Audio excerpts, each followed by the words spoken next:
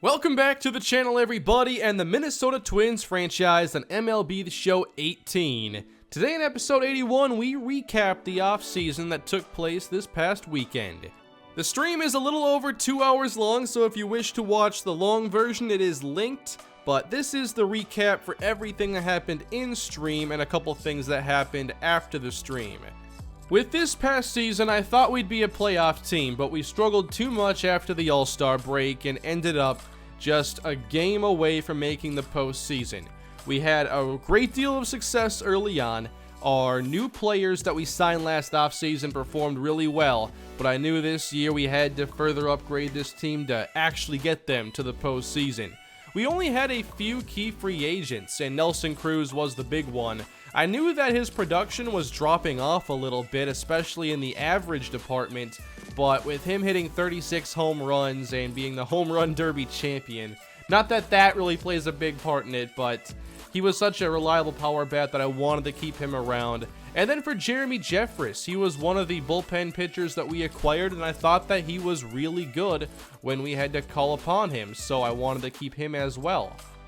With Jason Castro, I really didn't like his contract from the beginning of this series. He's a good defender, but now his skills are diminishing a bit, and he's never been a good hitter for us, so I definitely wanted to move on. For Eduardo Escobar, I liked his utility role on the team, but his hitting dropped off significantly last year, and I wanted to move on.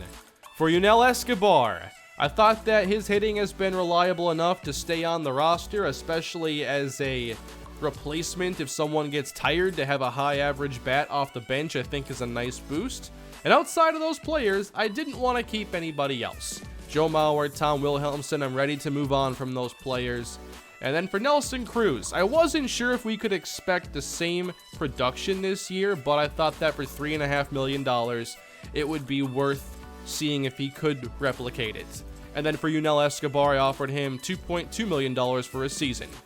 Now for the players who hit the open market, the big one is Anthony Rizzo, first baseman from the Cubs. Then you get Madison Bumgarner, Garrett Cole, Jose Altuve, Yasiel Puig, Justin Turner. More star power is available. We made a number of signings last year, of course headlined by Paul Goldschmidt's mega deal with us, but still we had room potentially to add more talent. Yasiel Puig was one that caught my eye early, because I had already targeted outfield as a need of ours, with Byron Buxton and Eddie Rosario being weaker parts of our core lineup. The main thing I wanted to address, though, was our bullpen. We tried to make some in-season acquisitions last year, and they helped, but still our bullpen was below average. It was probably the weakest part of our entire team. Now, for relief pitchers, there weren't a lot of options, so obviously I had to go after the best ones. The top-rated reliever was Sean Kelly, who is 35 years old, so if we signed him, we know it wouldn't be a long-term fix or anything, and it would take a pretty big one-year contract. The only issue here is that we needed lefties in our bullpen. Last year we relied on Buddy Boshears, and that didn't go well. Then we called up Tyler J, and he actually played really well, but we need multiple lefties, and I wasn't planning on keeping Boshears. One thing I thought would help us out is that we have a lot of starting pitching in the organization now, with good prospects and now some good core parts of our rotation. I thought Lance Lynn was expendable, and I took a look at some trades that teams would offer, but they don't usually offer trades I like because they try to throw in multiple players to increase the value of their offer. This one here from the Giants did catch my attention, with Gerardo Parra, an outfielder that would help us out, and then George Contos. Again, though, I'm looking for a lefty out of the bullpen. I decided not to make a trade right now. Before I made any big offers in free agency, I wanted to take care of salary arbitration and some other contract situations. I'm still pretty new to these mechanics here, and I haven't gone through many MLB off seasons, so I'm pretty cautious with the money, but we're in a really good spot financially. So for Miguel Sano, he's still eligible for 2 years of arbitration. We offered a 1-year, $6 million contract. Mike Foltynewicz is in the same situation, 2 years of arbitration. And while he would have liked a long-term deal, I'm still not sold in the long term, so I wanted a 2-year contract that would still create some trade flexibility if maybe next year I want to make a change. Jorge Polanco at 26 years old, that's a big season for him, especially with Nick Gordon likely making it up to the major league roster. I need to see who's going to take control of that shortstop position. I already talked about Buddy Boshears. He's way too inconsistent, especially if he's going to be the main lefty out of the bullpen. Kevin Quackenbush, I did want to keep him around. I didn't think that he was outstanding after we traded for him, but I do want to see what happens this season. And our bullpen isn't great, so keeping like a 78 overall is still pretty important for us. A-Ray Adrianza's getting up there in age and not developing very quickly, so we moved on from him. But I'm not going to go through all of the tender contracts and everything. A lot of that's pretty straightforward. We kept the core players, and then some other players that haven't developed well did not receive contract offers. So I gave out the 1-year deals here to like Fowler and Alvarez and Gary Tadano. Expect Tadano to be a part of the major league starting rotation to begin the season unless spring training goes really bad for him. He and Fowler were the first 2 draft picks in this series, always remember that. Back to free agency, we offered a big deal to Sean Kelly, but you can see that his interest in the Nationals offer was actually better because they were promising a closing role and we weren't. For Tony Watson, he had an offer from Pittsburgh but wasn't all that interested in it, and he was their closer, but I am pretty happy with Raisel Iglesias. I just want any quality lefties we can get to our bullpen, even if it's for 1 season. Watson might retire after this year, who knows, but if we get 1 good year, it's all worth it. So we offered a 2-year, $10 million contract. I also took a look at shortstop. There was Didi Gregorius who caught my attention, but he's only a 75 overall. With us moving on from Eduardo Escobar, I thought a position of need was that utility backup that can play a big role if somebody gets hurt. So I looked around for different players, and Jurickson Profar was someone I almost traded for mid-season last year, and I knew that if he hit the market, I wanted to go get him. 77 overall, B potential at 27 years old. Good player, not great, still potential to get even better than he is, but I was not expecting the contract demand he was looking for at over $8 million a season. That to me was really rich. I then revisited this Sean Kelly situation quite a bit and decided to just stop negotiating with him and instead focus more on Tony Watson, who is the lefty that this team needs. I tried a number of different contracts here, and my final offer was one that was a 2-year deal with a player option to make it more player friendly. And then I knew that if we were to upgrade our outfield, we had a great chance if we went after Yasiel Puig. Even with the high price point, I had a lot of interest. He put up some great numbers with the Dodgers. Also took a look at Carlos Gonzalez, who would be cheaper, but he was a lot older, and I didn't think that that would be the best move. We had plenty of money to spend. Our payroll is only at $78 million at this point, and our cash flow, which is more important, is still really good. And Puig wanted $14.3 million a year compared to Profar's $8 million a year. So I thought this was a better deal for a much better player. So I offered Puig more money than the Dodgers were offering him at $80 over 5 years. Taking a look at another utility player, Yenervis Solarte. I was really trying to find a good player in this spot. I value that role quite a bit. And there were surprisingly a lot of suggestions in the chat for how I could fill this role. Some wanted me to go get Marwin Gonzalez, who doesn't have any outfield spots. Then I went back to Jurickson Profar, and people were suggesting Brock Holt or Kelby Tomlinson. There were a lot of options. Some trading, some signing. I went back to Profar, and I offered $6.7 million a year. Now let's go forward a little bit and see some moves that happened. The Giants acquire A.J. Pollock from the Angels. The Giants, who just won the World Series, traded away Brandon Belt, who was key in their World Series run, and then they lose Madison Bumgarner to the Dodgers. So would that affect their pursuit of Puig at all after a $160 million contract? We didn't see Rizzo, Altuve, or Puig make any decision after the first day of free agency, but the Dodgers stopped going after Puig and the Nationals got in and they outbid us. Then for Tony Watson, we still had the strongest offer. So for Puig, I had to increase the deal a little bit more to $84 million.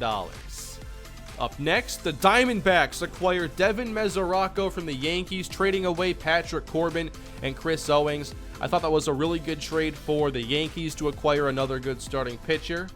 After that, the Cubs end up signing Justin Turner. I'm not sure what they're going to do with both him and Chris Bryant. Maybe someone could play first base instead. Then we see our rivals, the White Sox, get into the fun, signing Shelby Miller to a 3-year deal. I forgot about all the money that the White Sox could potentially spend.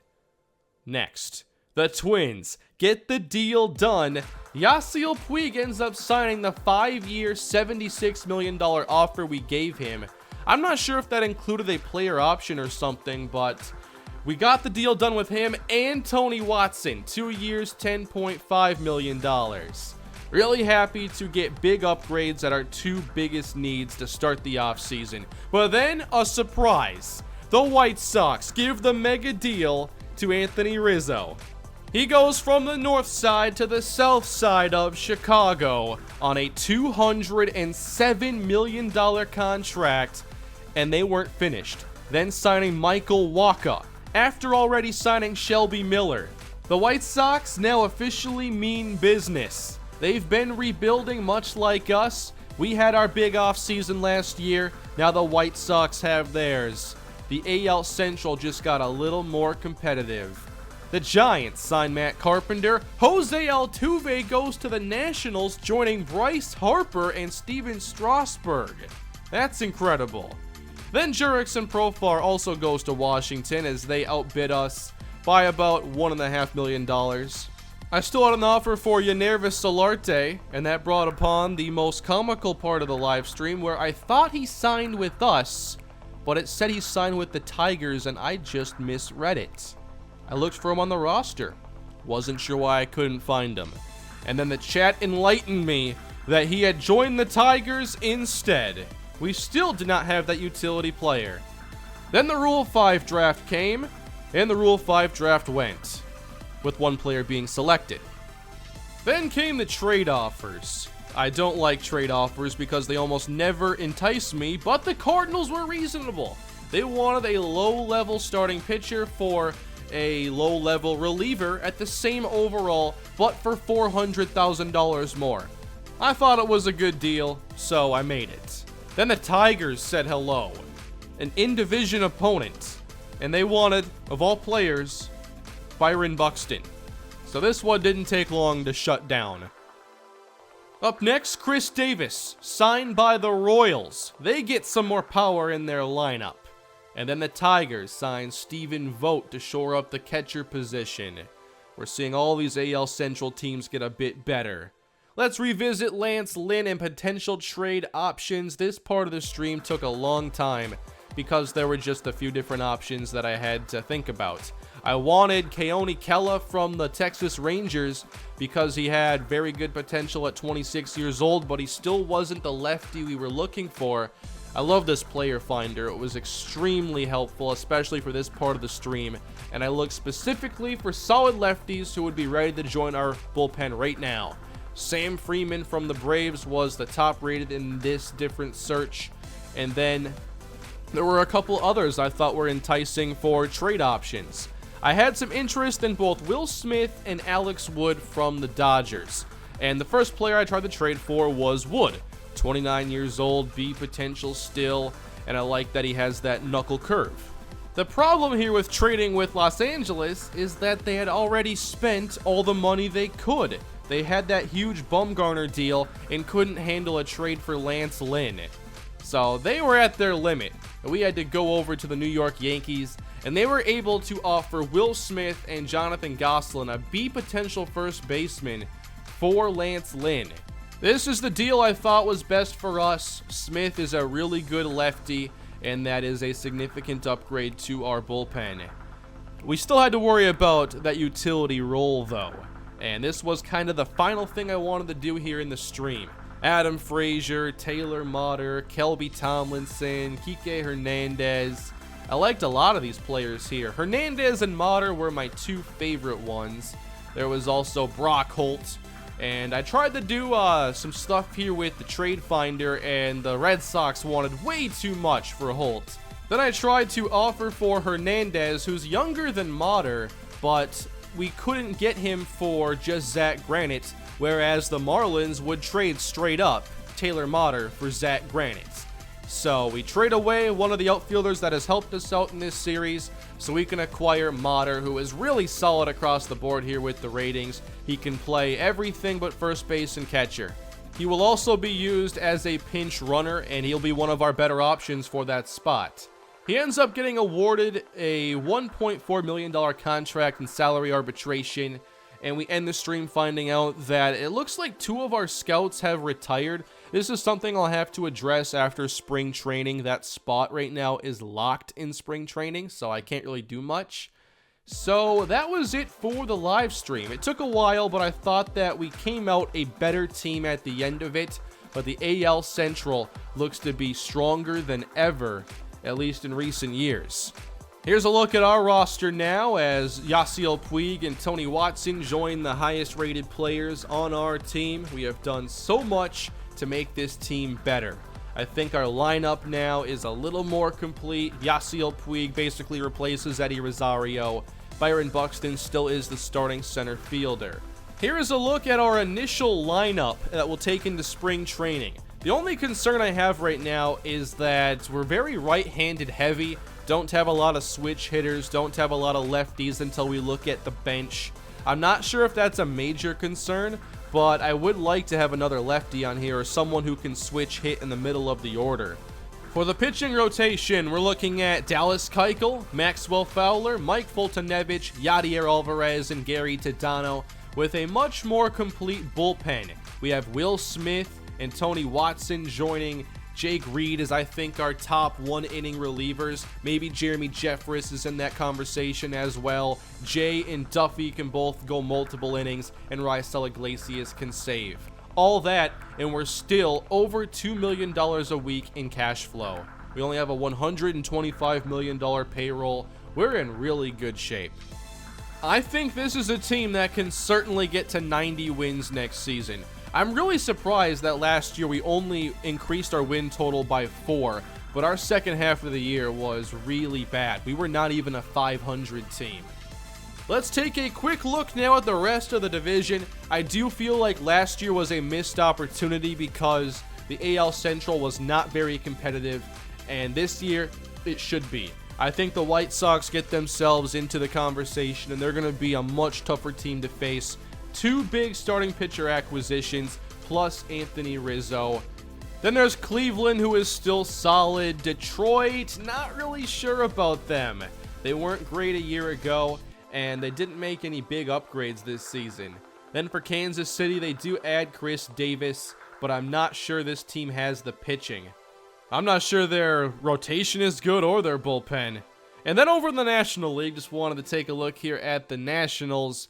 And they're pretty stacked. They had over 100 wins a season ago, so I'm glad we're not in the NL because they had multiple 100-win teams last season. And that takes us into spring training, and I'll be doing some streaming with it. I'll be playing some games on my own, and then we'll get ready for year 4 here in the Twins franchise. That is it for today. Thank you all for watching and supporting this series. Please leave a like and subscribe to the channel. Leave your feedback below on what you thought about this offseason in the comment section, and I will see you again soon. Have a great day.